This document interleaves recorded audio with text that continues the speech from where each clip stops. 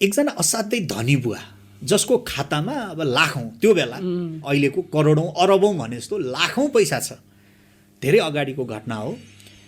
अनि अर्को चाहिँ एकजना गरिब बुवा जसको ब्याङ्कमा खाता नै छैन, खेती किसानी गर्ने व्यक्ति। दुईटैका छोराहरू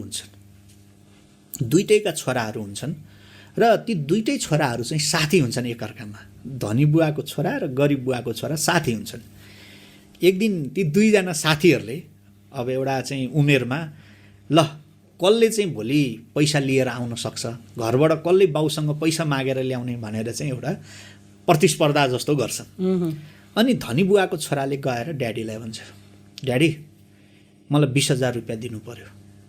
20,000 किन सोध्नुहुन्छ? किन त धनी बुवाले पनि हो खातामा पैसा 80औँ लाख छ, करोडौँ छ, तर पनि किन चाहियो त भन्नुहुन्छ नि, किन त सोध्नुहुन्छ? अनि त्यो धनी बुवाको छोराले भन्छ, आज बेलुका म यहाँ कुनै चोकमा कुनै चाहिँ सार्वजनिक ठाउँमा बेलुका चाहिँ मैनबत्ती किनेर मैनबत्ती बालिदिनु पर्यो। आज मलाई क्यान्डल बालिदिने रहर छ, त्यस कारण म एउटा क्यान्डल इभिनिङ मनाइदिन्छु आज यो सोसाइटीलाई, त्यही भएर मैनबत्ती किन्नु छ, मलाई 20,000 रुपियाँ चाहियो। उता गरिब बुवाको छोरा दौडेर गयो, खेत खन्दै गरेका आफ्नो पितानेरी बुवानेरी पुग्यो र गएर भन्छ, बुवा मलाई 2 लाख रुपियाँ चाहियो।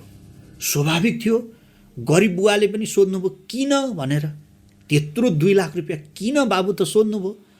जब किन भनेर सोध्नुभयो गरिब बुवाले, गरिब बुवाको छोराले भन्छ, ड्याडी मैले विश्वको नामुद कुनै युनिभर्सिटीमा फुल स्कलरसिपमा पढ्ने मौका पाएँ, मैले स्कलरसिप पाएँ, तर म त्यो युनिभर्सिटीसम्म जानलाई प्लेन टिकट किन्नु छ, प्लेन टिकट काट्नु छ, केही आफ्ना लत्ता कपडाहरू किन्नु छ, केही बन्दोबस्ती र तयारी गर्नु छ, हो यसका लागि मलाई 2 लाख रुपियाँ चाहियो।